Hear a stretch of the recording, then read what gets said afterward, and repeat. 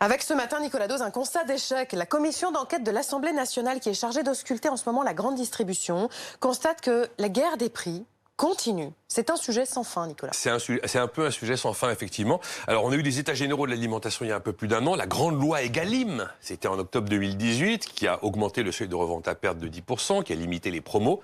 Eh bien, ça continue. La guerre des prix entre les grands distributeurs continue. Et la victime collatérale, elle est en amont, c'est le producteur et principalement l'agriculteur.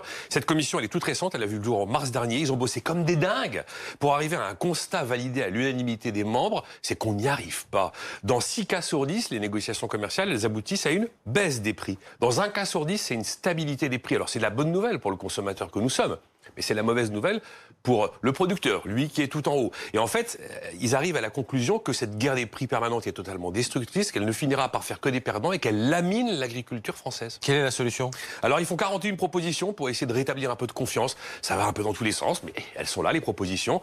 Limitées à 3 mois uniquement à la période de négociation, qui dure beaucoup plus longtemps aujourd'hui. Augmenter le seuil de revente à perte sur les produits d'hygiène, les produits parfumerie, droguerie. Créer un prix INSEE mensuel. Et puis si on constate une dérive par rapport à ce prix INSEE, cet indicateur INSEE, eh ben on impose de rouvrir des négociations. Ou encore faire un portail internet pour les lanceurs d'alerte qui constatent des abus.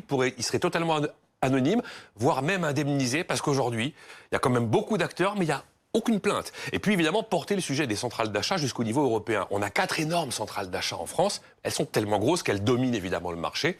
Et l'idée, c'est de limiter le nombre de parts de marché qu'elles pourraient détenir, ou encore d'imposer à ces centrales d'achat d'obtenir des autorisations de l'autorité de la concurrence. Mais ces propositions, elles vont aboutir, elles vont devenir quoi? Alors, une nouvelle loi peut-être, ça fait 50 ans qu'on fait des lois, possiblement. Alors certaines pourraient se glisser sous forme d'amendement dans la loi de finances, mais c'est vrai qu'on constate que depuis 50 ans, on fait des lois, et qu'on n'y arrive pas. Bon.